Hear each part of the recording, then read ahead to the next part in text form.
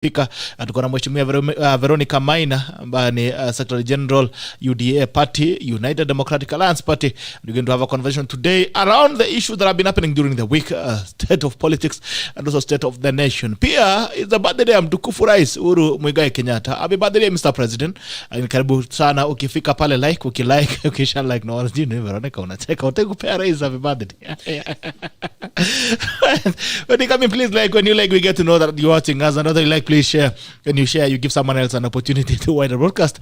This is the tackle and it begins now. The tackle begins now. Lakini kama kawaida, lazima tuendelee mbele za Mungu tuombe, alafu basi tukija na kuja kuwapa salamu zenu. Mighty Father, we come before you this morning. We worship you, God, for your name. Thank you for another opportunity to be alive. We thank you for this program. Even as we have this conversation, may it edify the fabric of this country. For you pray, trusting and believing. Amen and amen. Haya. Hawa ngono maamka hapa tayari mapema. Naona Jokaris, good morning. Naona hii kidini na kizungumkuti kidogo. Haya. Jokaris, good morning. Good morning to you, Faith. Good morning. Jean Ko, good morning. Ernest Lagat, good morning, sir. Good morning to you, Moses Kamau. Good morning, Kivande. Good morning to you, sir. I was seeing there's a lot of anniversary followers. Thank you so much for sticking with us all through the year. On Moses Kamau is an anniversary follower. Asante sana. Larry Kimonori, good morning. You're talk tuned in from Jesinken, Kericho office for the housing. Asante sana. Thank you so much, Ernest Lagat, Jogoro, Nairobi. Aya, Uliama kutoka Karen Ernest. Good to see you this morning. Rafael Makapel Esekon, good morning. Kamukunji, blessed to watch it today in Nairobi, and like other days, I've been watching at the Cradle of Mankind. 023. Asante sana. Walter Tumungo, morning, tuned in from United States of America. Good to see you guys from diaspora. It's always a pleasure to have you. Kimutai Mark, good morning. General Bitok watching from Voi. James Ndungu, good morning. Good Kimutai, good morning. Bitok, good morning to Arab Degree. Good morning. Master follower Colin Skipchurchir, good morning. Tatako, it has been a while. Watching from California, United States of Eldoret. So, happy birthday, Mr. President Uhuru Muigai Kenyatta. As you turn 60, you want to pray for health. Tafadhali utuachie nchi safi zaidi. Najua umekuwa mzee sasa, anza kuongelesha vijana kama mimi, hata mimi nikuwe president. Basi maisha isonge. Happy birthday mtukufu Rais Uhuru Muigai Kenyatta. Enjoy your day. Na utuambie party iko wapi? Najua 2017. I remember we were saying we were giving the president a happy birthday gift ambayo ilikuwa kura. Anyway, good to see you, Madam Veronica. Good morning. Good morning. You well? Thank you. I'm well. Thank you for having me in the studio today.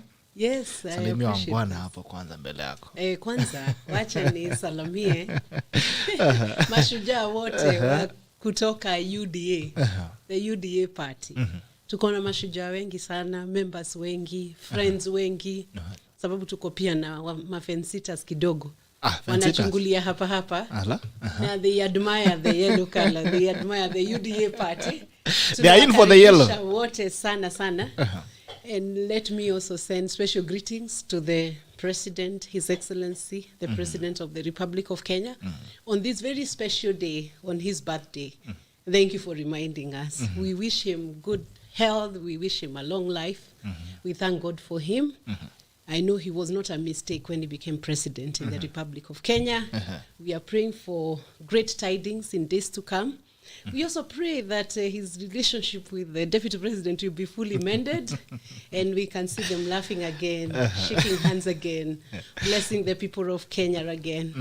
So we thank God for him. In Kirinyaga. Was it Kirinyaga or? Yes, Kirinyaga sent a very positive vibe. It was a very good vibe in Kirinyaga. And of course, it restores a lot of calm among the Kenyans. Should we read anything in that? Should we read anything? Yes. Yes, of course. In politics, you must read everything. If you don't read everything, then you'll miss out on some few issues. And if you miss out on those issues, they could be the weak points through which some cracks will emerge.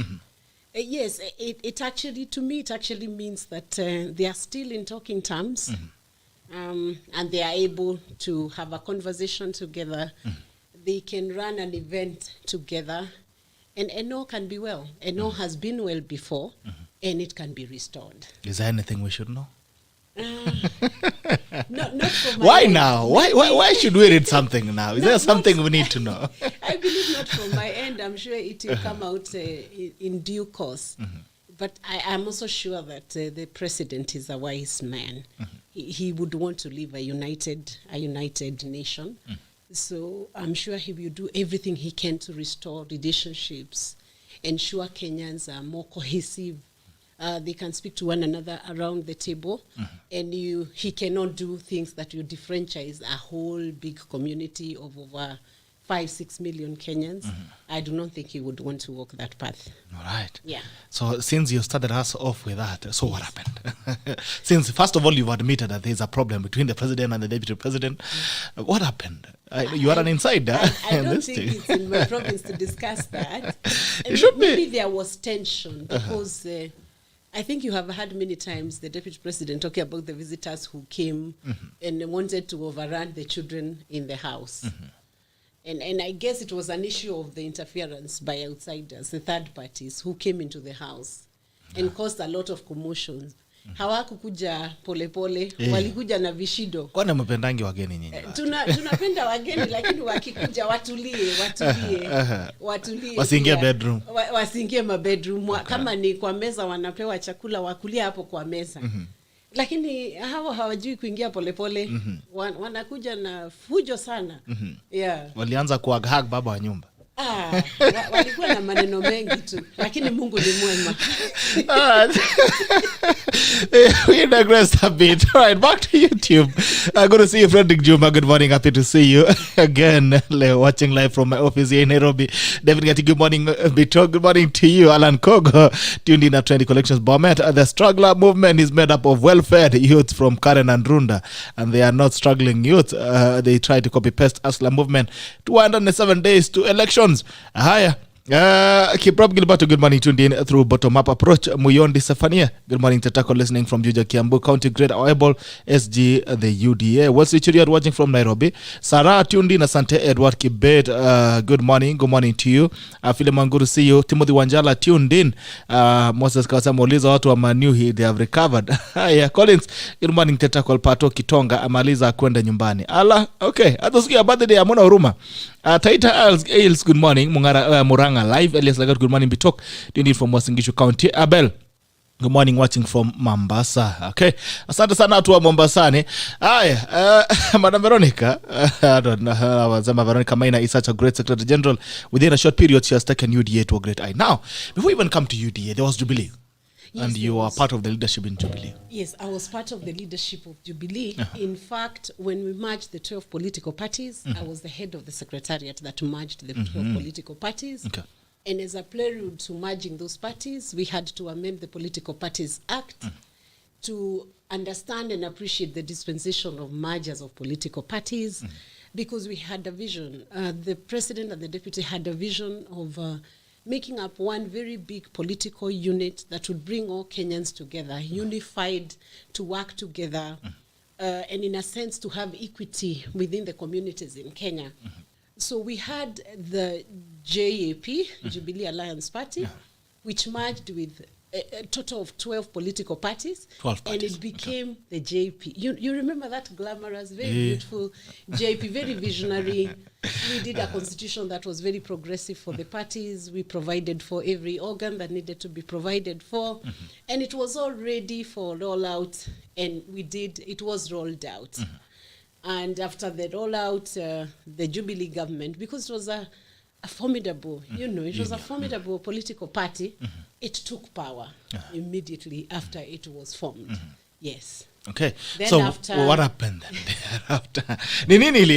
Because now we are seeing the same story that's coming up now, even before you go to UDA. Yes. You're saying that the reason why the parties were merged is so that you can form this one big political party that was going to unite the country. Yes. But interestingly enough, it was modeled around what happens in the United Kingdom or in the USA, where you have the Democrats. And where you have Conservative Party and you have Republican, you have those big political parties that form a political ideology which citizens are able to understand what is the thinking of this party, what is their trend, how do they conceive democracy to be. It was modeled around that. And like the political parties you find in India and even in Tanzania, ANC in South Africa. it was modeled around a very big vision where we would finally help Kenyans to have a political party which was growing from one level to the next, not one which was dispensed with after a term of 5 years. But I think things happened. After the handshake, things were not the same again. Because now we had, for the first time in the history of democracy, the opposition party joining the ruling party. Have you ever heard of that? And the government being in opposition. A new concept. Kenya has a way of just creating a hybrid which is unknown by the whole world. So the opposition party joined the government, and things were not the same again, because it appeared as though it was a replacement to misplace. And I guess that is where things started falling off. Yeah. I don't want to know who then was the bearer of the vision of JP. Initially, yes, I believe it's both the president and the deputy. Okay. Both of them were bearers of that vision, because if they were not bearers of that vision, then they wouldn't have formed it. Why would they have considered? If you remember how it was launched in Kasarani, you remember both of them were involved. Yeah. There was no way you could have said it is one person, when in actual fact, the DP came from URP, the president came from TNA, and both of them considered, all the officials came and signed up the documents. We all signed up the documents together. And the new formation was known as Jubilee Party. So we no longer had the Jubilee Alliance Party, but it formed to become the Jubilee Party. Okay. It was a beautiful concept, a very progressive, visionary party. It had the right objectives for the nation of Kenya. Yes, and now what is happening now, the UDA, I think we are now carrying forward that same vision of bringing together Kenyans in a national party where everybody will know they belong. And that's why you'll find UDA in the 47 counties. We have members across the 47 counties. Yes. So this is what I'm asking about the bearer of the vision is, why did it have to be you leaving Jubilee and not the other way around? Yes. Me leaving Jubilee? Yes. Oh. And not to the other people. Why did it have to be you now forming UDA? For me, it was progressive because initially it was explained as a way of bringing the image of the nation. It's a national image. Now, the national image seems to have been going wrong because me, VERONICA MAINA, surname MAINA, seated on that seat was not giving maybe the right context towards the unity that was being sought for. So first I stepped down for Honorable Tuju to take up the seat of the Secretary General so that we could have a national image. Okay. So the national image was only being done on one seat, the Secretary General's seat. That's a conversation for another day. Okay. And he took up the mantle. By the time the Secretary General of Jubilee took up the mantle from myself, that party was running very well. The processes were in place, the systems were in place, all the organs of that party were in place. We were doing full compliance in Jubilee Party as at the time when Raphael Tuju took up the party. Yes. All right. And then I became the deputy chair. It was progressive. I became the deputy chair for some time. And then after a year or maybe 2 years and something, there was now another clamor to remove officials who were seen or perceived to be aligned to the deputy president. That's what I was made to understand later. But the way the request was placed, it was this thing of we must do it. We are changing. We have to change this.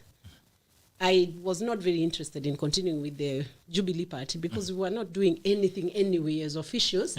I didn't believe I was making any impact, and I didn't have to be there. I didn't have to be a hindrance. If they thought by moving us off, the party becomes better, so be it. But it appears as though somebody filed a suit. I was not interested, in fact. I had the opportunity to file a suit. You know, I'm in the legal profession. Yes. I could have filed that suit, but I was not interested because I believe when you sit in a place, when you work in a place, you must be a person who makes an impact, even if it's a dot mark. Yeah. If you're not making that impact, then you better find something that helps you to make an impact within your society. That way you'll be useful to the society. So I did not believe I needed to fight that. And I also believe that, this party, I put in so much in Jubilee Party. I logged in so many hours, midnight oil, burnt the midnight oil, trying to build a vision. But I guess that effort, what I thought was good was not good enough for some people. So it was good to create space for them to move on. But eventually what I did now in December, after there was opposition, I think there was a group that didn't want, they did not want to be removed as officials. Yeah. There was a kind of a stalemate. But by December last year, I made my own decision and now handed in my resignation. And left Whether as a member or as any official of that party. So I am the one who voluntarily resigned. And it was very offending to find one of the officials there doing an interview, saying that they removed me. They did not. I actually finally just resigned myself. Okay. You left voluntarily. I left voluntarily. Someone is celebrating you, anaitwa Head, anasema tuned in, she's a great woman and a mentor. Thank you for mentoring women in politics. Thank you. Now, so the members in UDA are the members of Jubilee. Some of them, yes. Or they were. Okay, we can use the past. A lot of members I don't know the who are current coming state. to UDA. Yes. Apparently are people who also believed in the vision of Jubilee. Okay. But they have walked in voluntarily. They like what UDA is doing. We have a very open approach to issues. We listen to people. We listen to the views of our members. You will notice if a challenge is raised on any issue, we actually consider it. We pick those issues and we consider those issues. And we allow members to express their own views and opinions. We are not stifling. We don't stifle the diverse voice. And I think a hallmark of a mature democracy is to allow people to express themselves, because if you don't, then you will miss on the rich, the rich discourse that members could bring on board, because no one person has a monopoly of ideas like the DP always repeats. Nobody by themselves can have monopoly of ideas. So we allow expression of views, we allow expression of ideas, we allow objections, and when they are reasonable, we get them upheld.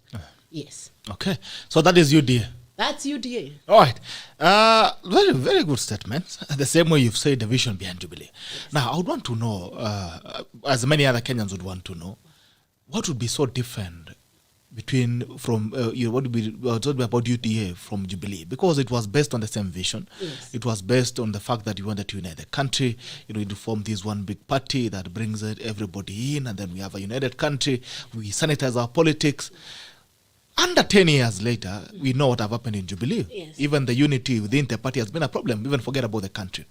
Now, what will be so different about UDA in the next 10 years? UDA is so different, starting from our party leader to be, because he will become a party leader next year. He's not yet a party leader. Not yet. He's still a member of Jubilee.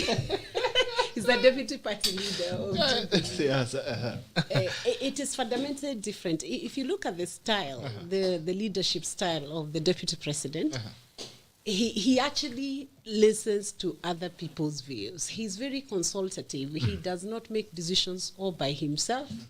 He consults with every stakeholder around him, and he's able to bring about a decision which is a hybrid of ideas from different people, notwithstanding where they come from. And then UDA is so fundamentally different from Jubilee Party, because while it may have other similarities like the quest for searching for unity, UDA is formed around the bottom-up economic model. Now, that's about politics and development.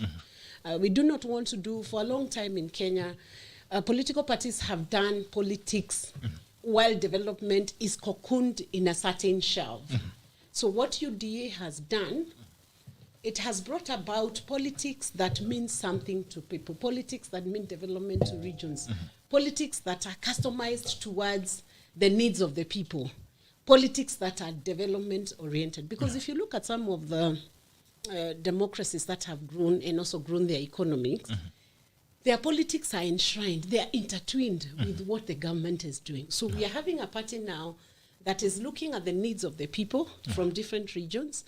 When you look at the bottom-up economic model, the way views are being taken in order to formulate a manifesto for UDA, it is not the way it has been a boardroom affair where a few officials sit around a boardroom, craft a manifesto, and then bring it to the Kenyan people and say, this looks very good, can we do it? Yeah.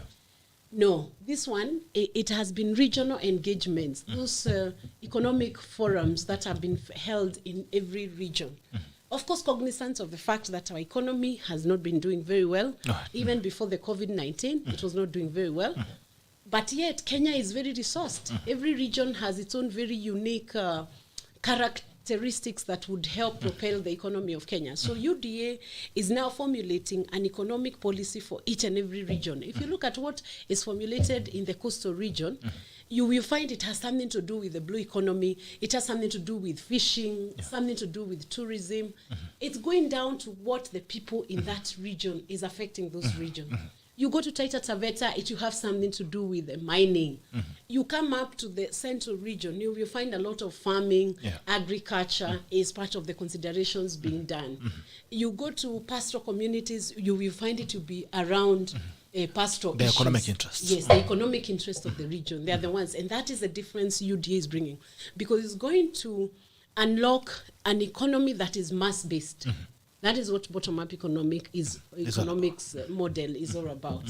Unlocking the potential of the common mwananchi, so that you are then able to say we have unlocked a very big section of the economy, and the robustness at that level is going to inject a lot of growth within the economy. All right.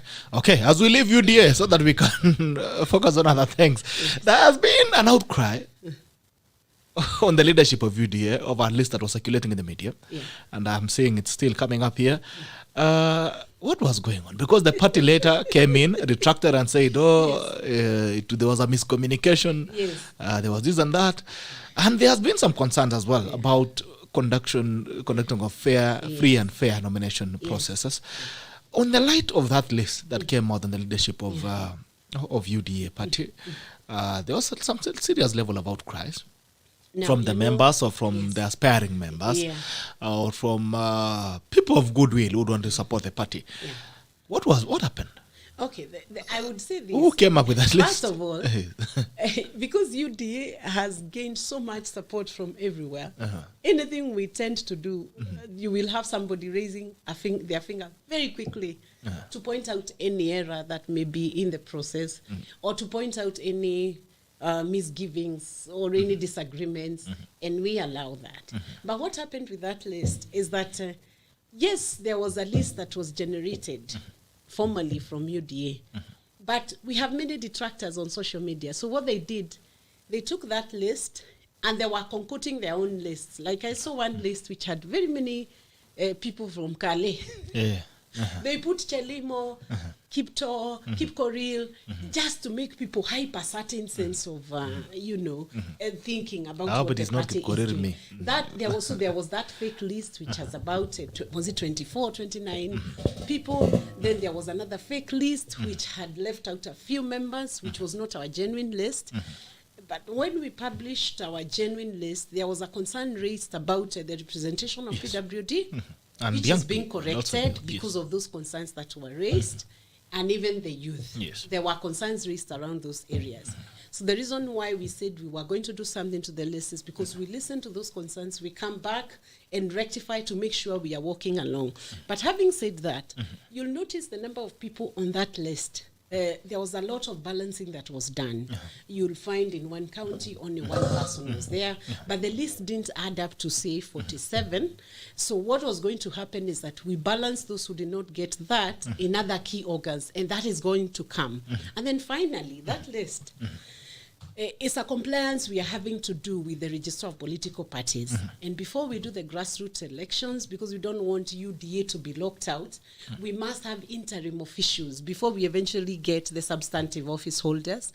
So we do the interim officials, hold them in for a very little while until we do the grassroots, and grassroots elections are coming once we reach the numbers, registration of members who are sufficient enough to voting their leaders, their grassroots leaders. Okay. Yes. So, and then the nomination bit of it. One of the things that preoccupies the UDA party right now is a meticulous planning process for the nominations, because one of the key concerns from any aspirant or any voter is whether our nominations will be free and fair, because you know the history of this nation is replete with the shambolic nominations from political parties. But nominations are as good as the planning process of that whole event. So UDA has embarked on very technical advanced planning to ensure that we are taking up the best practice in terms of nomination. If you look at how we have done our nominations in Lorie, in Mogoga, in Kiago, we basically allowed the voice of the people to tell us who is the best candidate to hold our ticket. So the people who think that if you take a photo with the deputy president or with the SG or with the chair, that amounts to nomination certificate, hapana, hiyo haitamwezekana. kuna watu wanapiga picha alafu wanatumia kusema ndio hii niko na selfie ati wamepewa certificate. But those are not very bad. The worst is the one who believes the fake story. Because the one who is endorsing himself using a photo anajaribu kujisaidia. But the one who believes that a whole political party can allow a photograph to be used as a certificate, a selfie, when DP is passing through Makueni or Voi, certainly that is not that is not the state. That will not pass. Right. So the people who are crying, especially the young people, and they were decrying that the representation was rigged, because the person who was supposed to represent them in the party is not a young person.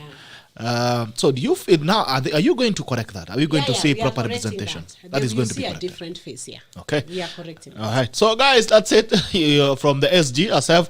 Amesema hiyo mambo itarekebishwa. Inarekebishwa. Amesema asanteni kwa kupiga nduru. Right. So we hope now the ideology of UDA is going to be different.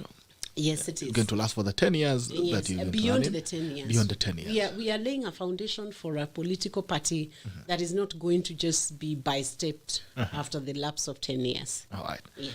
All right. Someone is asking if you resigned. Yeah, she has already said that she resigned from Jubilee Party officially. Yes, so what happens to the members who are in UDA and are still in Jubilee? What Which happens ones now? are this? Like members of for parliament. you to become a genuine member, You have to know there is a member who is not just wearing the t-shirt alone, but you have formalized your membership through paperwork. Umetoa ID, you have resigned from the other political party, because the legal regime in Kenya does not allow you to belong to two political parties. You must be a member of only one political party at any one time. So you will find, for instance, members who have not resigned from Jubilee Party, those are still Jubilee Party members. So if you want to join UDA and you're coming from another party, ANC, ODM, or Wiper, you have to do a letter of resignation. It's uploaded on the ORPP's website. You give a copy of your ID, and then you can now transition to be a member of UDA. And that's the process our So si t-shirt. Si t-shirt. Sasa mimi nikikuja UDA na t-shirt ya ODM. Inatuonyesha tuko na watu, si ndio? T-shirt ni mzuri sana. So nikiomba t-shirt ya ODM nikutembelea hapo UDA. Tunaweza kunywa chai ama kitaumana. Ukikuja na t-shirt ya ODM, si tunakupatia ya yellow, tunafanya mpaka kapicha. Unatoa hiyo kwa hiari yako, tunakuvalisha ya UDA. Si ndio? Alright. Wacha nikupeleke nje kidogo because of your profession. We are seeing what's happening in Sudan. Yes. Yesterday, the military took over the country, arrested the PM, and they have declared a state of national emergency. Yes. And this is almost becoming a trend in Africa. Yes. You're seeing a lot of countries which are being overthrown by the military. What do you make of these trends? I think if people allow their civil way of managing political affairs to go out of context, then you have such acts happening in countries like Sudan, because it is when there is no control, when people can't believe in that system anymore, when they think the system has lost credibility, then they take it into their own hands to now overturn. And I think it's a very unfortunate state of affairs. That's why in Kenya, we must continue believing in our constitution, believing in our systems, and any person who is entrusted with the responsibility of holding public office must live up to the expectations, the legitimate expectation of Kenyans during their tenure in that public office. You must balance the interests of people ensure that they can exercise their democratic rights. Because if we can allow people in UDA to protest when we've done something wrong, we have allowed a ventilation mechanism. When you don't allow that ventilation mechanism, it builds up. It will still just spill over, and you will have things like coup. So I'm praying for Sudan. It's a very sad state of affairs, and I'm hoping that the AU will step in and live up to what we expect the African Union to do, to ensure that we no longer have countries which are running off, which are running off the radar. And by the time AU steps in or UN steps in, so many civilians have been killed, children are massacred, women are killed. I hope that will not be the situation. So I would cry out to the AU to please speak up before 2 days, 3 days are over, to restore sanity and ensure that the lives of the people of Sudan are protected and not the other people who are living in Sudan. Apparently, there are many Kenyans, there are many Kenyans who work in Sudan. And I also hope that our government is looking into issues of how they can help the Kenyans who are in Sudan, that they don't face any risks during this coup, and how they can also mediate between the parties which are fighting, so that we don't have a situation escalating and our Kenyans dying in Sudan. All right. Any lessons we need to pick from Sudan? Many lessons. We must not allow our differences, our personal political differences, to spill to that extent. Because when we find the leaders are not talking, then the electorate does not understand what is happening. Yes. And then there are other actors who will be ambitious enough to take advantage of a situation that is appearing to deteriorate. So let's talk to one another. There is no one, if I'm speaking to you, talk. Yes. It's not like I'm going to eat you up, isn't it? People can speak. Anybody can talk. If Honorable Raila Odinga comes to this station, it will still be okay. Listen to what views he's having. If ANC is coming to this studio and you're running a media house, be fair and free to all people. Allow them, they are Kenyans. Let them also speak. And that's why we've also said, even the media, you have a role to play. Avoid being biased. Every media house should avoid being biased, so that it's easy for everybody to bring their ideas on board. If you bring bad ideas, we shout you down and we say we don't agree with those ideas. But let's do it in a civil manner, where everybody is free, where everybody does not have to face violence or assault or grave. All right. I'm saying there's a question that keeps coming up here. I have to take you back to UDA about the grassroots mobilization or grassroots elections. Is that coming up anytime soon? Yes, it is coming up anytime. In fact, right now, we are close to 3 million members. And wow. 3 million? 3 million members from March. We were hoping to build this register to about 5 million members. So we are racing against time. Once we have a register that is credible, then we are able to go for the grassroots elections. Because the danger of going to grassroots when you have only 20 people in a polling center and you need 22, maybe 22 or 17 officials, that means everybody becomes an official, even without a process. Then we will look like we are not credible. It's not a credible process. At the end, but we will eventually do the grassroots elections when you have built a good register. So I would ask our members, those who have already become members, talk to just one person or 2 people. Let them become members. Then we'll have a multiplier effect and we'll have achieved our 5 million members. Okay.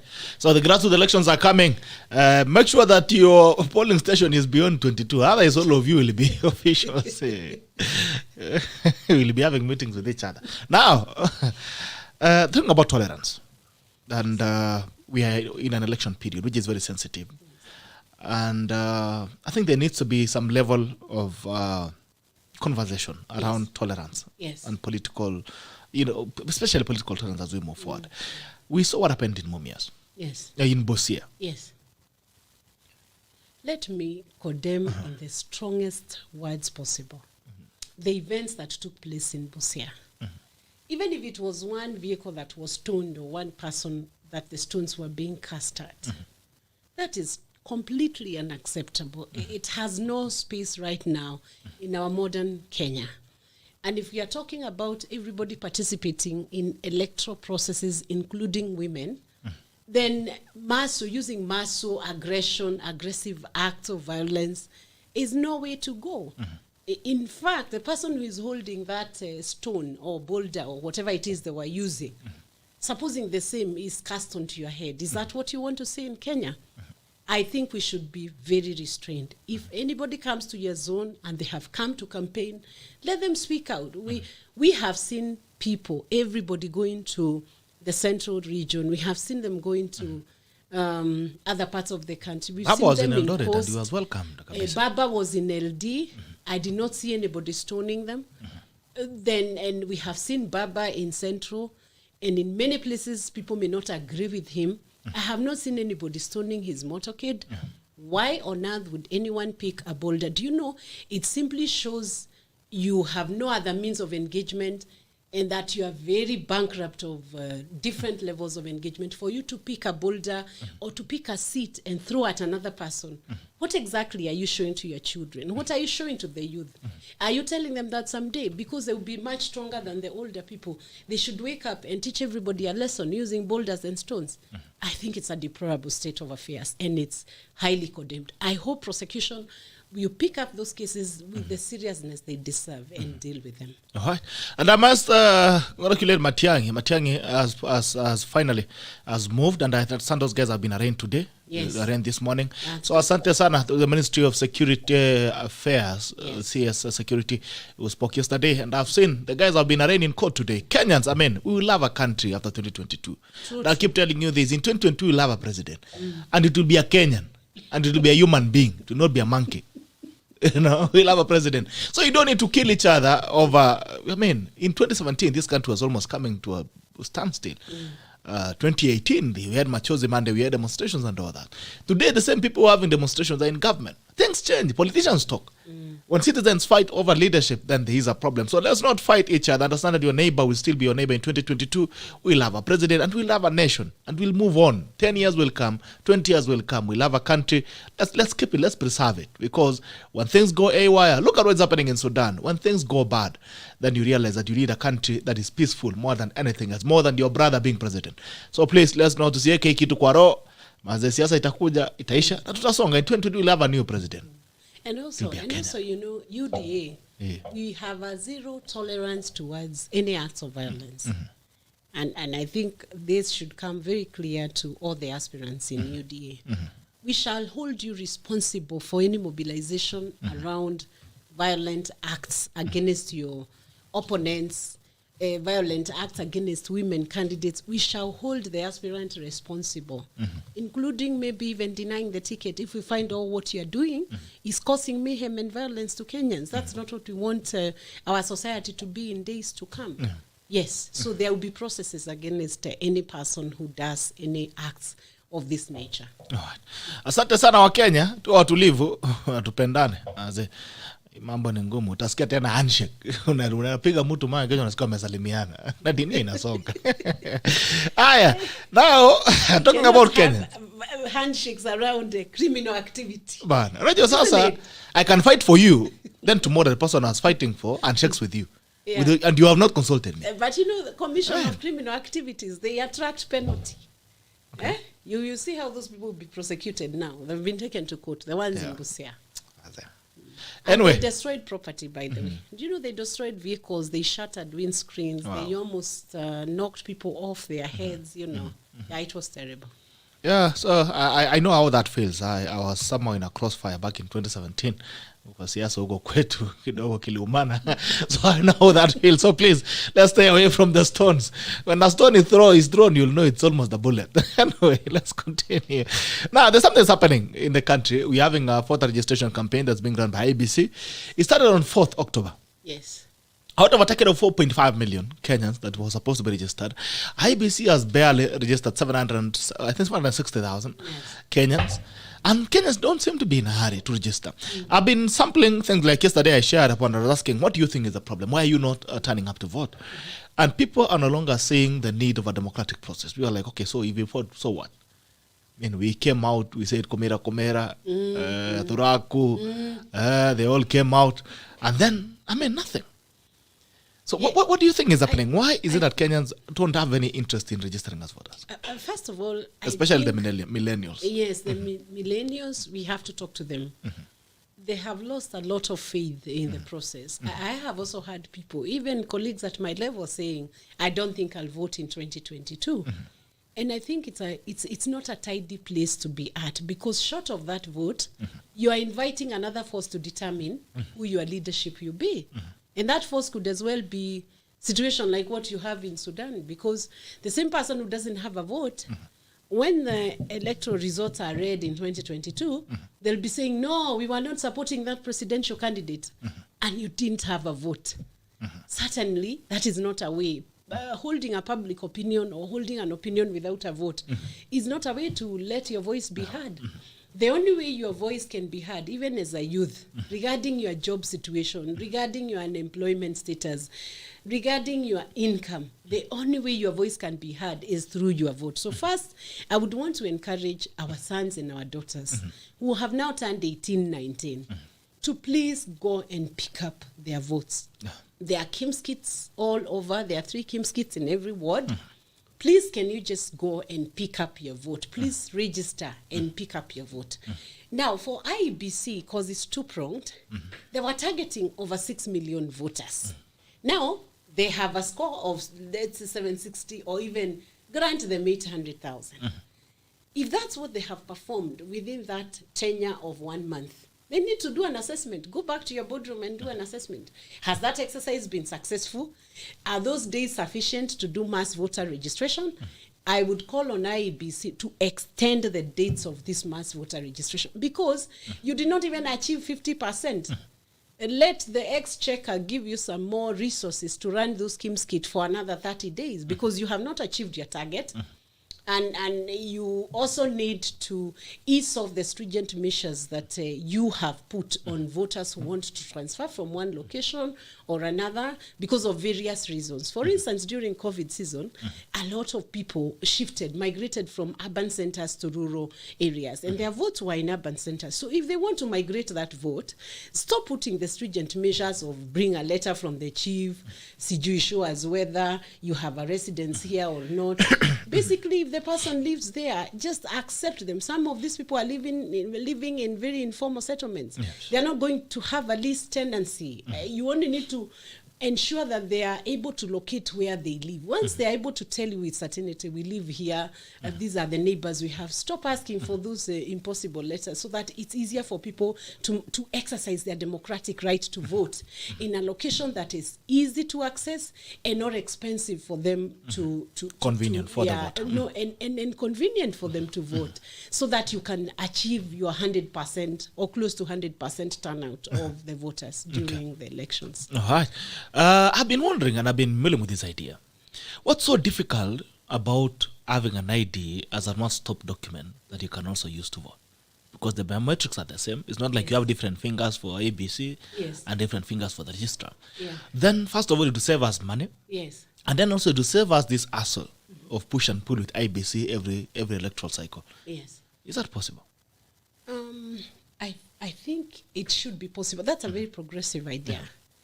And maybe when we have our systems integrated, it should become very easy. If I show up with a passport, you can actually tell what is my ID. You can actually tell where I was born. You can tell the location I'm at.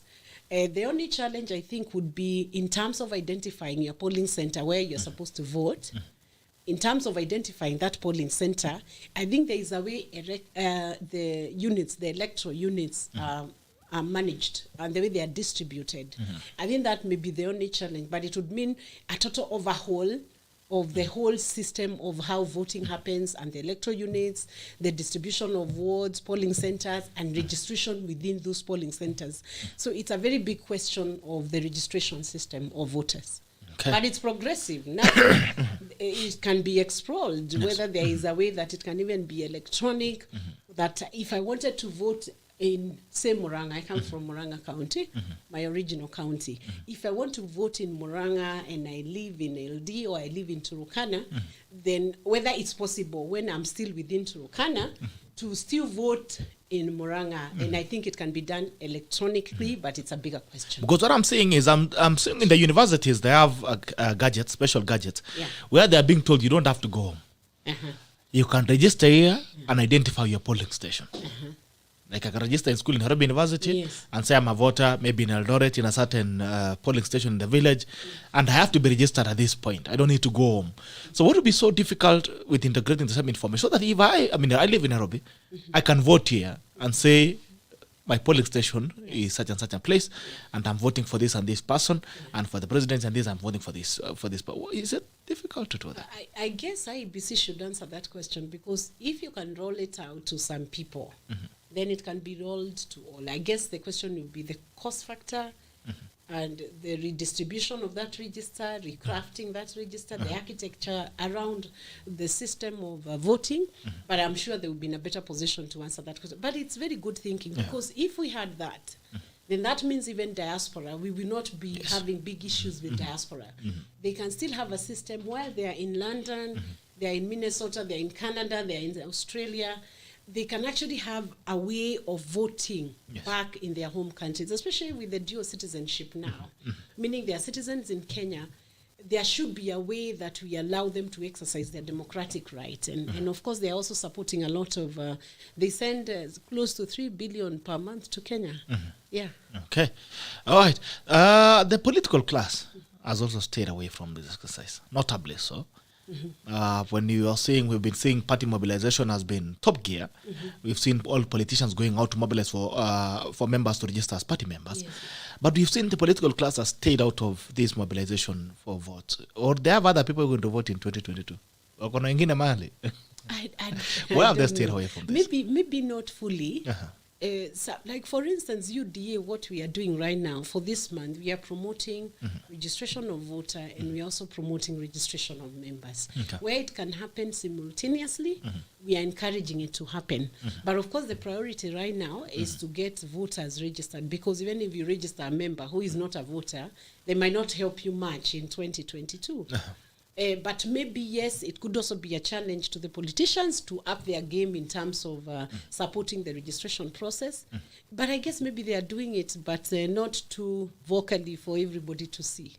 Okay. Yeah, but they could up their game. We have a few days before the whole exercise is shut down. They actually should, because I think we are relying on the same voters to put them in office. So maybe they should mobilize more. There are people who need it more is the politicians. True. Like some of us, we don't need, we can sleep. But the politicians should ensure that they mobilize. Now, on today's Daily Nation, it looks like the Deputy President has changed art on his stand on small parties and UDA. It looks like he's welcoming the autonomy of parties to join UDA. Is that happening? I don't know where they got that headline from. Okay. I'll read it after the studio. I don't think our position has changed as UDA, because we are busy building a party. Our party is new, and we are busy building our party. So the pressure for us to think about coalition partners for now, we were looking at a national party where everybody feels they belong. And as by the way, UDA has not compelled anyone to from another party to come and join. We have not compelled anyone. Our approach is persuasive. We talk to voters. We ask them to join. And thankfully, God has granted us so much favor that Kenyans are with us. Their heartbeat is with UDA. So I don't know where a nation got that. So the stand is still the same? You're not accommodating smaller parties? The stand is still the same. No small parties coming in to join? Okay. No, not now. We don't have that. All right. And what is the biggest roadblock or the biggest barrier to that? What is the problem, actually? Because in Jubilee, you had small parties coming in. Because even the concept UDA was part of the Jubilee. The concept then was merging those parties to bring together many political parties and allow divergent views and divergent interests to be brought across the table. But right now, what we did, we have a different approach where we are everybody is welcome to join. Nobody is restricted. We have 47 counties as our membership. So we are still achieving the same, but slightly differently. Because in Jubilee Party, we took up the party registers of all those political parties. Right now, we are dealing with the common mwananchi. You know, we are using the bottom-up economic model, bottom-up governance model. We are allowing even the smallest voice to speak to UDA and to speak through UDA. Maybe that's the difference. It's the approach, and we are also sort of fortifying the voter as a person, as a unit within which decisions could be made. I think that's the difference between the UDA formation and the Jubilee Party formation. Jubilee used corporates, it used political parties to build its numbers. We are using the voter themselves, approaching the voter themselves from the bottom radar. Alright, mnatoka chini kupanda juu. Haya. Yes. Jasabe anasema Gerald, I'm the chairman Jubilee Party Trans Nzoia County, and we are alongside many other chairmen from Rift Valley who want to ceremoniously cross to UDA.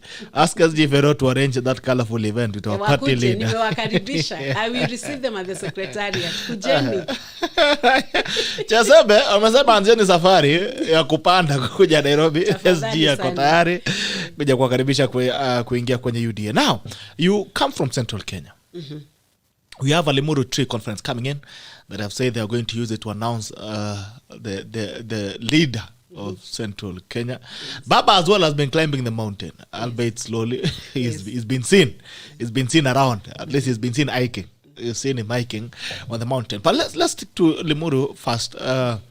What do you expect from that Limuru conference? The leader of Mount Kenya. Mm-hmm. To lead what are they leading, so that I first understand. That's what I had. I don't come from Mount Kenya, so I'm just saying this is that's coming up, the Limuru conference, and I've said the Limuru conference will be used. It depends with what kind of a leader they are looking for. Okay. And I don't know what they are looking for, because if it's is it an MP for any area, is it a voting process happening there, or what kind of a caucus is it? I think we first need to understand the background, then we understand what level of leadership they are looking for. And what I would say is that any group that wants to congregate and form themselves around a certain idea, I believe that is their constitutional right to do so. As to whether that idea will gain momentum and gather support, that's a whole different question. Because if, for instance, people from your region, if I toss it back, congregate somewhere and make decisions affecting you when you're in this studio doing your programs and shows, how do you take that?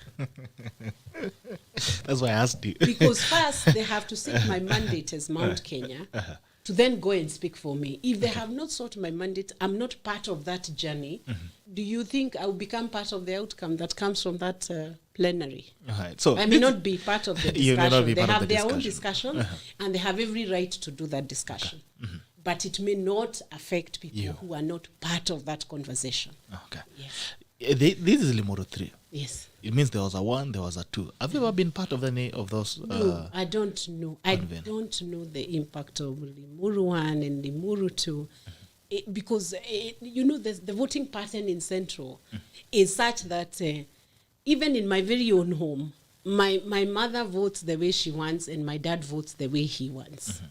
So the voting pattern is very different from other areas where the clan head speaks and everybody toes the line and they bring the basket full of votes.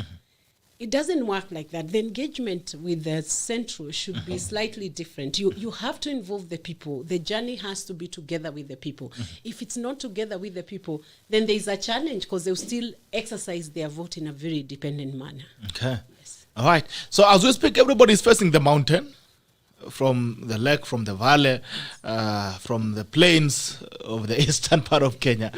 Every person is facing the mountain. Where is the mountain facing? The mountain is very attractive to face, if you don't know that.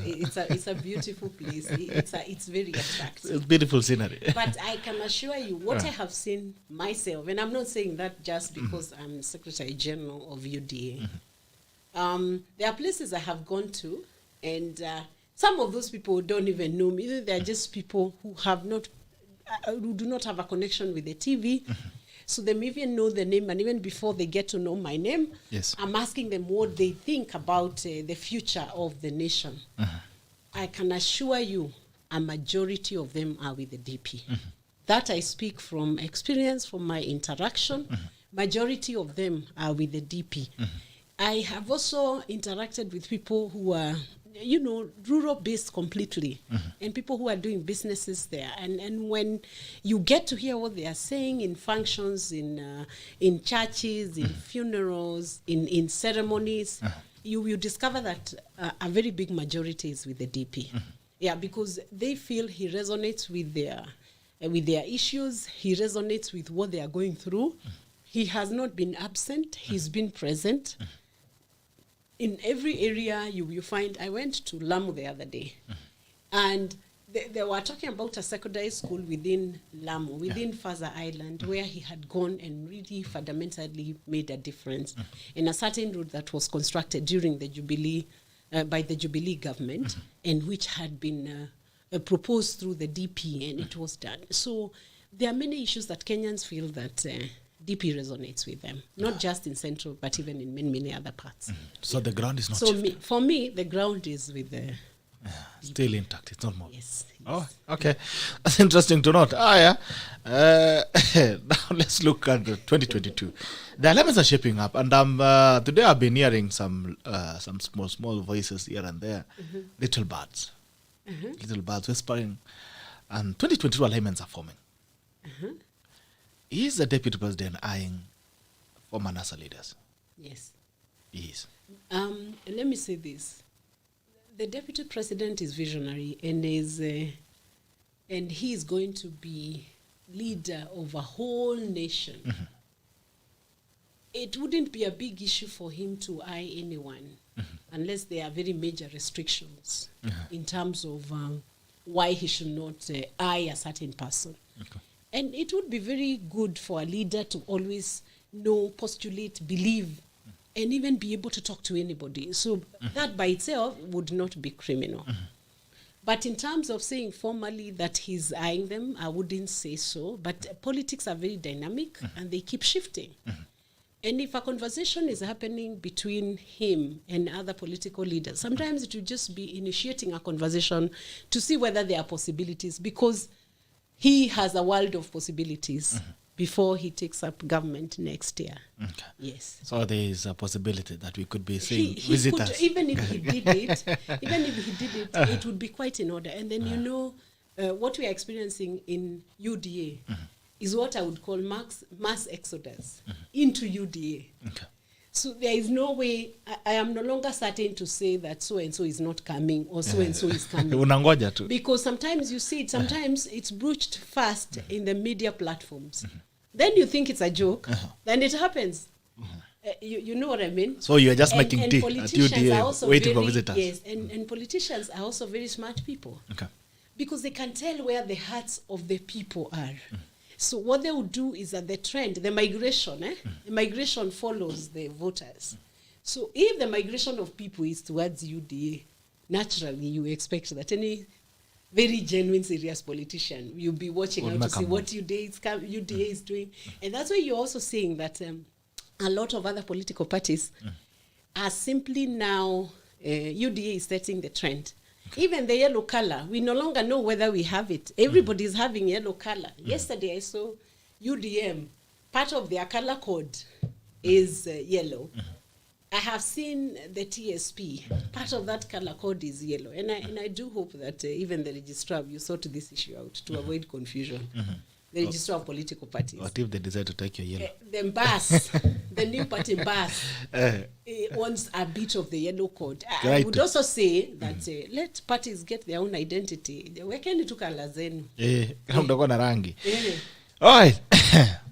David Ngatija anasema Kenya is led by slogans, not ideologies and policies. Can the Honorable SG tell us some of the ideologies or policies that the party stands for? In 1, foreign affairs, 2, Kenya, Somalia, 2, 3, taxations, okay?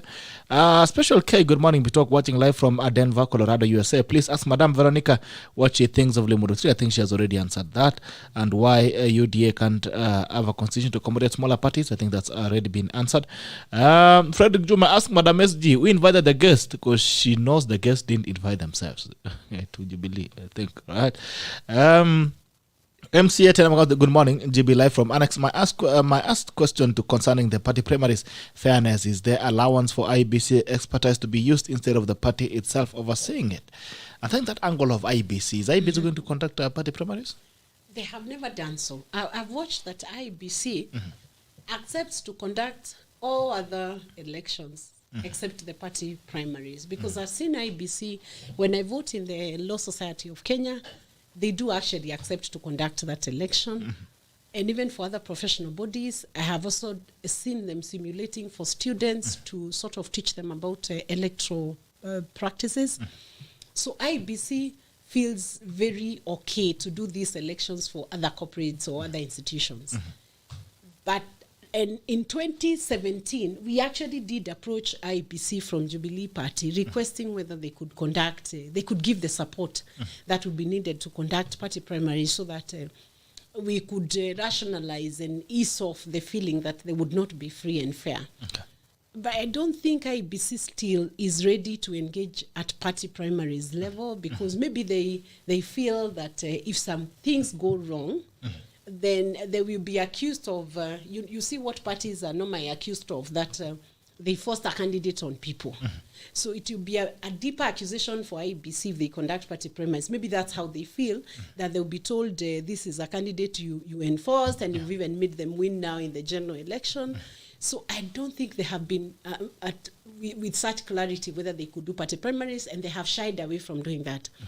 But having said that, they do owe an obligation to the public and to Kenyans to support processes that then generate very free, fair, verifiable, accountable, and very transparent elections. Because even if they do not conduct it, they must be able to tell the parties that, for instance, to support your exercise, we can give you our old ballot boxes and ensure that every political party has the instrument or the tools that will enhance a good process within the political parties. So I think maybe it's the level of engagement. They can affirm our capacity as political parties. They can also kit us with those just basic things that would help us propel or push through. Because when you look at party primaries, they are very expensive to conduct. Yes. And most political parties cannot afford, especially when they are not funded from the public coffers. So if IBC could walk halfway through by saying, even if we are not coming to conduct it ourselves, we can support you in a certain area, then that would at least be progressive support towards democracy. Okay. Yes. All right. Another question again on that. Please ask us, G, what list do they plan to use during nominations? IBC register, a party list? The reason why we're asking members to register in good numbers is because we should ideally use the party list, party list of members. Membership register should be UDA membership register for nominations. But the challenge is when you are, for instance, look at Uasin-Gishu, or look at Nandi, or look at a place like Kiambu. If we have 10% registered voters in our members register, would that be a true representation of all the supporters of UDA? It may not be a true representation. So if you conduct the nominations and you use party register in Nandi with a 10% only, you can already start to imagine what would happen in that nomination. It will be chaotic from morning to night, because many people who perceive themselves to be UDA will not be in our register. So they will be busy saying, UDA has come to endorse candidates because of coming with a very thin register of members. So what we are asking members to do right now is to make sure they register as our members so that we can actually use. If we have 60% of the registered voters in our register, it becomes very easy to use the membership register. We'll actually not allow an outsider to walk in if they haven't registered as UDA members. And that is the ideal position for UDA. So let me ask our members and potential members to please get online, open those portals, join as members of UDA. Then we'll have your name listed as one of those who determine the candidates for UDA in 2022. Alright. Bunge iko wazi, nambari ni 0779-800-010. Bunge iko wazi, 0779-800-010. Unaweza piga simu, uliza swali lako, nambari ni 0779-800-010. Bunge la mwenye nchi iko wazi, 0779-800-010. Aya, Thomas Ocheng anasema good morning. Gerald Bito falling from Bugunja Market, Siaya County. UDA is the party to beat in 2022. I love the coherence of the party. Vision Total Kenya in the UK. Anasema Bitok, this is from United Kingdom. Bitok, ask Madam SG, why has diaspora voters been neglected, and why can UDA do? What can UDA do about it? Diaspora has about 15% of Kenyan voters. Thank you for raising that question. In fact, we have over 3 million Kenyans abroad, not counting the ones who've turned 18 now. And it's important for diaspora to be part of the voting equation. It's their constitutional right. And you have noticed that UDA has engaged with diaspora. I had a trip to the US where I met several diaspora chapters. They were launched in Boston, in Atlanta, launched in Texas, launched in Minnesota. And all of them are members who are really aspiring to be members of UDA and to be part of the decision-making processes in UDA. And every one of the questions they asked most was why can't we vote in 2022? And I would first of all toss this question to IEBC. What is IEBC doing to increase the number of countries who are voting, Kenyans in diaspora who are voting? Right now, we only have Tanzania, Uganda, Rwanda, South Africa, and I believe Burundi. Those are the only countries where Kenyans can vote from. Are we having an additional list? I am expecting IBC to generate for us a genuine list showing that they have encompassed and progressively included other countries to vote, Kenyans in countries in diaspora to vote in 2022. So I do feel what that listener is asking us, that we truly need to continue having more countries and people in diaspora vote in 2022. I completely agree. Okay. I think that's about 15% of Kenyans. Another question that has been coming up is the registration process. That people are saying they registered online and there's no feedback. Okay, that's something we could look into. So there are some who have complained that they are not seeing their numbers. That is something that we are continuously working on with the IT people at UDA. So I will raise it. And if they can text, if they can give the feed on, for instance, who's done that, if I get that feed, we'll get back to the person using their number. Okay. So where do they do that? They send what? They can even send it to you and pick it. All right. Okay. If you try to register and you've not received your feedback, and also send a comment on our website. Okay. You can go and throw in a comment on the website again, try and register, or you can put in your feedback on the comment section on the website where you can Madam can pick it up with the IT guys and find a way you can be registered. Haya, tusikie wananchi wanasemaje. Jambo bunge la mwenyeji. It is simple. Hello there. Good morning. Good morning to you. How are you? Fine, thank you. Salamia hawezi. Ndio anakusikia, msalimia tena. Niko na swali mbili. Moja ni ya coalition parties Yes. For example, pale kwetu Bomet naona kuna jamaa anaitwa Isaac Ruto. Hapo na party yake ya CCM anaitanga Hasla Mashinani. So nauliza kama yeye pia ako coalition ya UDA ama yeye ako kando. Kama ako coalition ya UDA ama yeye ako kando. Swali lingine ni members of parliament wale wako UDA. Umeona wengi wanafungua maofisi ya UDA. Alafu wale wafanyakazi wote wa hiyo ofisi watu yake. Okay. So ikifika wakati wa nomination, najua itakuwa ngumu sana kushindana na mtu mwenye amefungua ofisi, yeye anasemanga anafanya hiyo ofisi. Itakuwa aje kwa UDA, watafanya aje ili kuwe free and fair? Okay. Haya. Hizo ndio swali zangu mbili. Asante sana. Okay. These are very serious questions. Very serious concerns.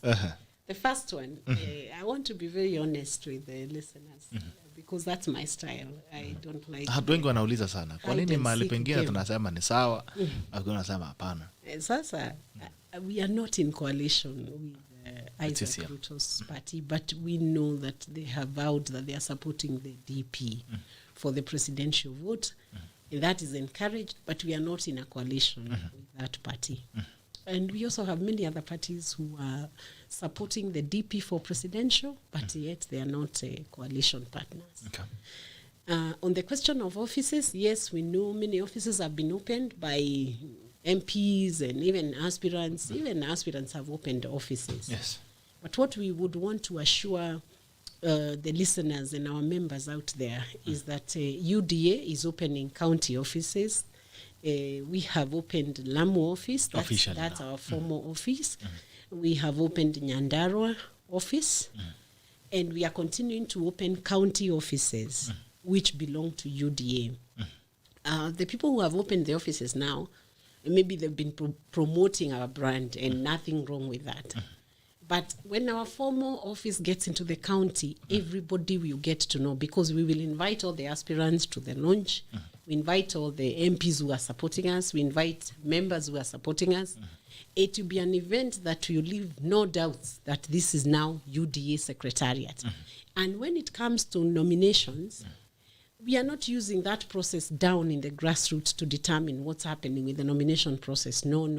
If you notice what we do, even in Kiago, even if their office is opened right now in Meru, you find the whole planning has been done by the UDA secretariat, the list of the officials who will work in that by-election or nomination. Everything is planned from a different quarter. In fact, even those offices on the grassroots may have no clue what has been planned by UDA. If people are needed to fit in, we will be telling somebody, we are having this. They usually actually don't know who our presiding officers are or the returning officer. They get to discover on the day of that nomination. So it becomes very difficult for someone to interfere. Okay. So you'll have a system that is now official. Yes, we'll have a system that is official. Ofisi za waheshimiwa zitapakwa rangi. Anybody can, we get branded even where we don't know. We went to Lamu, you find a whole boat is branded UDA, but just a very enthusiastic aspirant or supporter. And it's very good for the party colors. But when we come to the official, for the optics is very good. But when it comes to the official, we do it the very official way, because we are also accountable to the constitution, to the organs of the party, to the office of registrar, and there is no way just by an act of opening an office, it means that you control the nomination. It won't happen. Okay. Haya, Matho okay, is asking, registering online hakuna kuweka polling station. Where can our members vote? I didn't get the question. When registering online, hakuna kuweka polling, like there is no slot for polling stations. Where can our members vote? For our members now, when they are registering online? Yes. I believe if you look at some of those portals, the portal has different boxes to check, but some members have not been checking or scrolling down in the portal that is open. They don't scroll down through the checkbox. If you scroll down, because some have been saying we are only finding one county, because they didn't scroll down. That cursor will allow you to scroll down. You will find up to the polling center. It will give you up to the ward. Yeah. Okay. All right. So, endelea kuscroll. You never know. You will find your polling station somewhere. Now, we have this rallying conversation. People have criticized it as sloganeering, the bottom-up economic model. Is it just another slogan? No. Is it something that is workable and attainable? Oh, definitely not. It will have actual programs, because you see what happens is that government makes decisions. And once it makes decisions on certain programs, you find the rollout is happening. So once the UDA, when UDA takes over government, it will take up the bottom-up economic model, which is customized to each region, generate programs and policies that suit that specific region, and actually implement. And one of the things that the Deputy President has taught with so much clarity is about job creation. It's about the NHIF, the health insurance. It's about the small businesses and the financing of the small businesses. There are key parameters that are being worked on to ensure that the common man does not continue to suffer with a government that could be seen to be doing very high-end projects that are not necessarily immediately benefiting the members. And if you remember, during the former President Kibaki's government, he took up government in a very difficult situation. And what they did was to tweak the environment, the economic environment, so that capital was easily available and financing was easily available for businesses. And that's all they needed to jumpstart the business sector and to change policies around agriculture. So what I would say is that to transform lives, government has to work on policy, and that's what is being discussed now, the bottom-up economic policy, where you get robust businesses and robust agriculture policy down at the ground, and it injects a lot of positive activity, commercial activity, that then enhances taxation. It enhances payment of taxes from people who can afford that tax to pay. And I think that's how change will come. So it's actual programs customized to every region. It is going to work. It's not a rhetoric. Yes. So it's not one of those slogans. No. How can we hold it against that tomorrow, if you take power, Yes. how can we hold it on you? Because Jubilee came with a lot of promises. Yes. In fact, they almost brought heaven not back here. I know. We even thought Jesus was going to come back.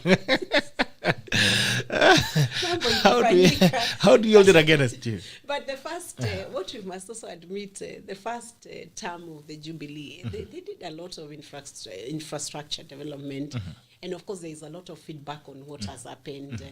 The power connectivity has gone down to rural. I think what UDA will do is to ensure that first the factors of production are manageable, they are affordable.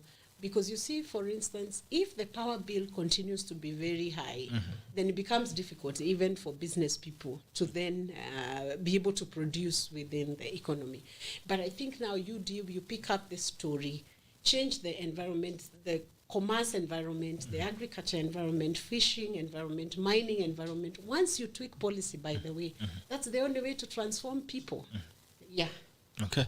All right. Dan Andoko, on policy, Dan Andoko is asking, which policy will UDA use when implementing the bottom-up model? Because right now we have counties in place.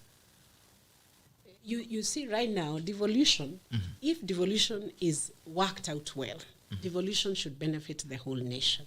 Okay. Where resources are taken down to the people. Resources are down with the people. And there were efforts before by previous government which didn't work. You remember the district focus for rural development. Yes. But if we continue, because we are continuing to work with the counties, because the constitution is not changed. But you are now further customizing it so that issues of health are taken care of, issues of education are taken care of, issues of job creation are looked into. You remember the 4 pillars that were supposed to be tackled during this second term of Jubilee. One of them was supposed to be housing which would have generated over 4 million jobs. But it never got to that point because the project never took off. And if you read the story of that the houses were supposed to be a byproduct of job creation. And that's why I'm saying once the government catches the right policy, and this is in the bottom-up economic model, where now you are affecting the economy from the bottom, not from the top. Before the top has been to trickle down, the economy, the finances, everything trickling down. But if you cause that economy now to come up, it will be widespread, more people will be generating, more people will have enterprise, and it's definitely going to transform the lives of Kenya. Okay. Maybe we'll bring an expert on economy. We'll get us a policy document. Yes, and the policy document, then people can be more convinced about it. Get over the policy document, we can look at it. If at all it's ready. Is the policy document ready? We will give it in due course. You see what happens with we have already given pointers when we said it's based on a bottom-up economic model. But it will be launched during the right time. If you notice that anything UDA tries to do, everybody runs to do the same.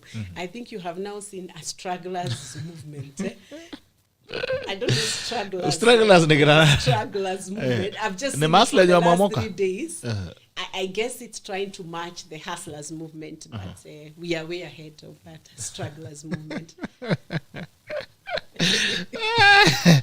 It's our season again. It's time for us Kenyans to be entertained. Let all of them come. Kuja wote strugglers, ikono wengine wanajiita masafara. Basi na Kenya inasonga. It's the time. It's our high season as citizens, because now every other person is coming in to seduce us in all ways. It's just time to feel great. Now, numbers hardly lie. In politics is all about numbers. Yes. So understand there's also something called deep state. Is a deep state. Najua ndio ulikuwa jikoni wakikaranga hii kitu. When ndio ulikuwa deep state? Deep state. That's a very interesting concept. Deep state is supposed to be people who are actual influencers. And I guess even in your home, you might have a deep state. There is somebody who speaks. Na akiongea hiyo ni sheria. Deep state. Sindio? And bibi ndio deep state. Hivyo ndio kunaendanga sana. But I think in the case of Jubilee, deep state has been hyped. Deep state has really been hyped because it is supposed to be a creation of a mystery, isn't it? Because if you bring it down to a simpler concept of governance at home, even that deep state can be unwound, isn't it? It can finally be unwound, because if it is actual people, then the idea is to understand what is their intention, what are they driving towards, and is their intention capable of being stopped, or it has to work all the time? So I guess yes and no. Deep state can be there. But it's just people. It's just people. Just the way you'll have a deep state. If you want to have a deep state in a school, in an institution, it can be there. But it's a creation of a mystery, maybe to protect that power that be, so that people can know. And it's a postulation also, I would say that. A postulation where we will know that unless you talk to be talk, unless you talk to be huwezi pita. But what I would say about UDA is our open door policy. Like at the party level, hapo hakuna deep state. And we are not going to create a system which nurtures a certain deep state, and you are fattening a certain deep state to take advantage of the whole world. No. That's not a good policy. Apart from the ballot, and I want you to be very honest to Kenyans, you've been in politics long enough, you've participated in making governments. Apart from the ballot, is there any other way a leadership is decided? Ballot is one of the ways. Why do I say that? Because you have other positions which are appointive in nature. Appointive in the sense that if for instance it's a CS, it's a decision that is being done, maybe not by electoral vote. So yes, you can make government, the combination, it's combined by different factors. But when it comes to the electoral positions, then the ballot determines. And the ballot is the highest level of determination, because if it is determining the presidency, it determines the Senate, it determines the National Assembly, it determines the County Assembly, then to me, and those are the legislatures, then it's the highest form of formation of government. Yes. Okay.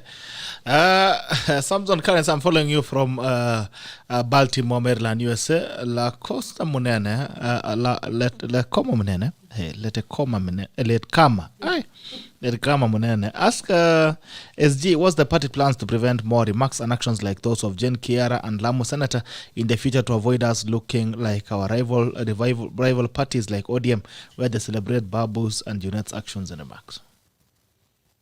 Are you aware of any of the? I'm not aware of the remarks. Are you aware of the remarks from Jane Kiara and? Which remarks are those? I need to know which exact remarks those are. I don't know Senator. Which ones. Okay. Lamu Senator, I've seen he was charged with certain offenses yesterday. I watched it on TV. And what I would say is that I would need the exact remarks to be able to react, because these are politicians and they speak many things within the course of the day. So I would need which incidents, where was the context, then I'll be able to respond to it. But what I would say is that UDA itself will not tolerate anything that brings disharmony among Kenyans, because it would then not be building a strong democracy. We must, at some point in Kenya, build a strong democracy where I differ with you, you differ with me. We are in the same, under the same roof, and we can still respect your space and you respect my space. Yes. Okay. Stephen, and I think there's a lot of questions on the party. I don't know why. But They Stephen love the party. Jaga, it's like the Jubilee party fell off because it's only the king who decides. How will you break this party dictatorship? That's a good question. One of the things that UDA is doing, by the way, even Jubilee was doing before things fell apart. Things fell apart. Yes. You must, you can tell a strong party by the organs that are created in that party and how independent those organs are from each other. For instance, if you have the elections board, it's a real elections board. It has the list of aspirants. It rolls out very free and fair nominations. If you have a dispute resolution mechanism or organ in the party, it's allowed to determine its disputes without interference. Then you know you have a party that is growing towards democracy or stronger democracy. If you have a party where everything will stop on my desk, then there is a problem. Because if you don't allow those other organs to run, then it's not a good enough party. So what UDA is doing is that our constitution is very progressive. It has put in place all those organs. And that's why you have seen that the organs are now being populated so that each organ can continue to carry out its function and mandate without interference from outside. And I would say this about the style of leadership of the Deputy President. I salute him.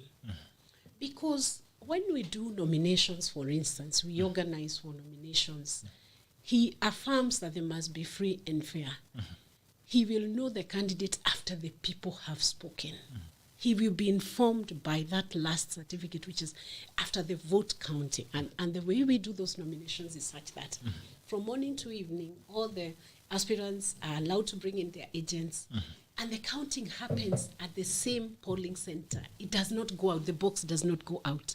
So your agents, if they are there and you're an aspirant, you can actually see this is a vote for Bitok, this is a vote for Jane, this is a vote for Tieno, and story naisha hapo. And the paper is signed by all the agents. By evening, the candidate that is generated by that process is the candidate who becomes the UDA candidate. And if the highest level of this party can allow that to happen, then you know the organs are starting to take place. Okay. All right. As we are towards hotel, then Davis Kalman says just join the Asla movement. Okay. Oh, yeah.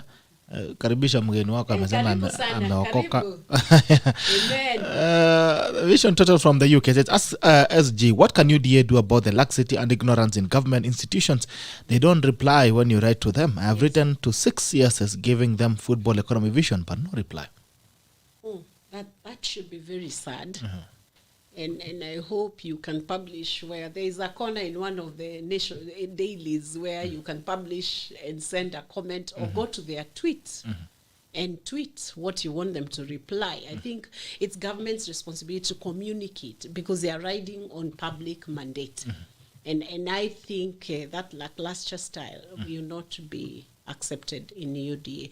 We want to engage in UDA government. We want to engage with people. We want to hear what they are thinking. We want the issues to be tackled. And that's how we are setting the structure. All right. You've been invited by Samson Karen saying, tell SG next time she comes to Baltimore, Maryland, open an office. Hey, we are coming Baltimore. We will come someday. Thank you. Who is this who is inviting? It's again? called Samson Current. Samson, we will get to Baltimore. We have not finished with our chapters, our diaspora chapters, and we are excited to do the opening of the diaspora chapters. We are soon opening South Africa, which is the voting diaspora chapter. So we are continuing to open. So the diasporans will put yourselves together, Samson, all the Kenyans who are interested in this, and I'll give you a link where you can communicate with us, and we can plan together. And I'll put you in touch also with the GC that is in diaspora, so that they can guide you on how they are doing with their chapters. What is GC? It's a governing council for diaspora. They had a few officials who are managing the diaspora. And on 3rd of December, Samson, we will have a meeting here in Kenya with the Deputy President. I will soon be generating a notice for the diaspora members so that those who are interested to travel to Kenya or those who will have traveled to Kenya can join us in a special meeting with the UDA just to have a special moment with the diaspora. All right, that is it for you, Samson. The doors are saying are open, and you can engage them directly, so they can find a way. You can send me your number, then I'll give it to Madam. Don't to me a number yako ya simu Samson, then I'll give it to her. Alafu basi mweze kusonga pamoja. So these guys will vote. The diasporans will vote. Some of them, because IBC, unless they increase the number of countries that are voting, right now they have 5. I've seen a discussion on media, but it needs to be backed by formal communication by IBC. All right. Yeah. Okay. And lastly, I want to ask you a question. Alignments are forming. Alignments, friendship in politics is beginning to form. Yeah. And Kenyan politics definitely has been one on alignments. Yes. Coalitions and unities and all these other things. It's happening. There is one called Hoka. Is still trying to find a routing. There is Raila Odinga is still, he seems to be having some love-it-love relationship with the excess in NASA. We're seeing Jubilee as well. has been here. It's been engaging with ODM. They're saying they're forming coalitions. KANU is there. UDA, or the deputy president himself, has remained very categorical that he's going on it alone. Yeah. The history determines or says or actually states that Kenyan elections have been won through coalitions. What are the kind of formations that we should be expecting towards 2022? Who do you see going where, and who do you see starting with? I don't want to do that projection today. I'll do it a little later in December. You'll call me again. No. Okay, can you say something about it? Politics is definitely about alignments. And majority of Kenyans have aligned themselves with UDA to form a national party. So if you talk about alignments, yes, we have a lot of them. We have many. Have you noticed the number of politicians, actually elected leaders, who have now aligned themselves to UDA? And some of those politicians by themselves could even be having a much more bigger support than some of the parties, political parties, that would want to align themselves to UDA. And I say that with a lot of respect, because I know how difficult it is to build a clout of membership, a clout of supporters. It's not an easy task. But what I'm trying to say is that you can even align yourself to a specific politician or a specific member who brings along 500,000 members, which could be about 10 times the number of people in a small political party. And by the way, I have profound respect for political parties, all of them, because they represent the wishes of people, they represent certain political ideologies, and they need to be respected even if there are 10 people in that political party. So UDA has aligned itself with Wanjiko, with Wananchi, with the ideology of resonating with the feel of the people. And that's why you are saying that everybody else has panicked. Everybody else is trying to get the yellow color. Have you asked yourself why they're trying to? So it's possible to win elections. Why do they want to look alike UDA? But I would say this: we are also very God-fearing in UDA, right from the deputy president, right down through our structures. We are God-fearing. We are not afraid to be identified with faith, with belief in God. And for that, we have received a lot of favor, even with the churches, with the people who believe believe in God. We have received a lot of support. So we already have our alignments, but differently. The problem is we are looking at alignments based on a narrow scope, that the alignment has to be done this way. But we need to bring the whole society along so that we walk this journey and accept that the contribution from certain other institutions is equally important, by the way. If you look, for instance, at the church in politics, when you have the church running with you, do you know churches in this nation, and maybe even the Muslim faith, they've been running institutions. They run institutions like hospitals, they run institutions like educational institutions. They have been doing a lot of work which ideally should be done by government. So when you align yourself with such institutions, they may not be politicking the way you know it every day, but they are doing some social development work. They're doing work which changes the lives of Kenyans. Okay. So we have alignments, but maybe slightly differently. The formulas are different. All right. Okay. All right. Okay. All right. I think most of the questions that are still coming in are things that you've talked about. And because of time, I want to give you your last opportunity to speak to Kenyans. Your tackle of the day. First, thank you to BTalk for inviting me to this studio. I haven't been here before, so thank you. We hope you call us again. Two, I want to just request and persuade every youth to go and register as a voter. That's my call towards the people of Kenya today. If you're living near a person who's not registered, please give them a walk, go chatting with them, take them to the Kim's Kit, let them register. And to all our members, because we have many members who have not yet registered with us, please go online. If you can't do the online business, get a young person to help you. But by all means, join the UDA party. Let's build Kenya together and continue praying for our nation, pray for Sudan, pray for the Deputy President, and pray for us at the Secretariat that we will continue to dispense our work with a lot of humility and service to the people of Kenya. All right. Thank you so much for honoring our invite, Madam SG. It's been a pleasure having you, and we wish you guys all the very best as well. And you get to, now if I say Canaan, but you cross the sea. When you cross the sea, remember us. The other side. You cross the other side, remember us. Nimeona pia fununu ni mingi. Nimeona Geoffrey Kimathi hapa anasema, alafu kuna fununu huko kwa ground that some governor is being formally received in UDA today. Hebu uliza kama ni Waiguru. Haya, nimesikia fununu pia kwamba Kalonzo Musyoka anavuka. Sasa sijui ataachia nani tractor wiper. We are waiting, our doors are open.